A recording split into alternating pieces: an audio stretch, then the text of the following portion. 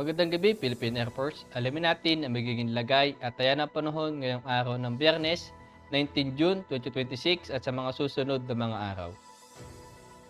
Para sa ating synoptic situation, ang tropical depression o bagyo sa labas ng ating Philippine Area of Responsibility ay huling namataan kaninang alas 3 ng hapon na may layong 1,735 km east of Eastern Visayas.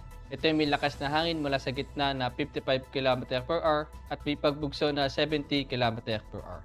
Ito ay kumikilos ng west-northwestward sa bilis na 35 km per hour. Habang ang easterlies naman ang siya nakakapekto dito sa Central Luzon at Southern Luzon, gayon na rin sa Visayas. At para naman sa ating track and intensity forecast, ang bagyo sa labas ng ating Philippine Area of Responsibility ay mag-i-intensify sa tropical storm at habang ito papalapit ng ating Philippine Area of Responsibility, ito ay lalakas pa bukas ng hapon bilang isang severe tropical storm. At pagpasok nito ng Philippine Area of Responsibility ng linggo ng umaga, ito ay lalakas pa muli bilang isang typhoon category. At ito ay kikilos ng west-northwestward at posibleng lumabas ng Philippine Area of Responsibility sa araw ng Huwebes.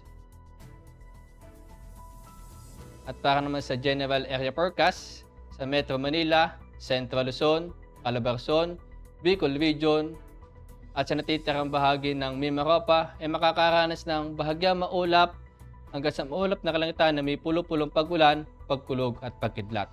Habang sa Visayas at Palawan naman ay makakaranas ng maulap na kalangitan na may kalat-kalat na pagulan, pagkulog at pagkidlat. Habang sa natitirang bahagi naman ng ating bansa ay makakaranas ng bahagyang maulap hanggang sa maulap na kalangitan na may pulo-pulong pagulan, pagkulog at pagkidlat. Tulad yan ng mga localized thunderstorm.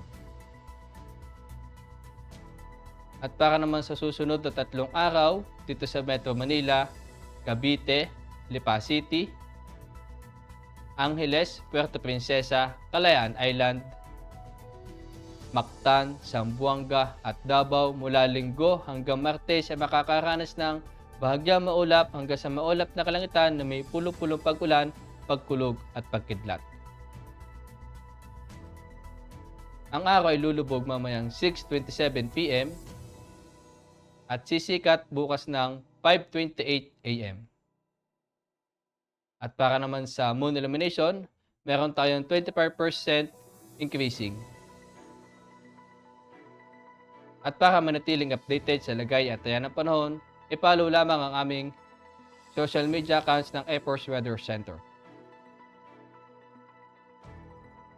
Sa ngalan ng aming commanding officer na si Colonel Alvin Jan Cugodor, PAP JC, ako si A2C Eversia Masona, your weather broadcaster ng Air Force Weather Center. Muli, magandang gabi, Philippine Air Force.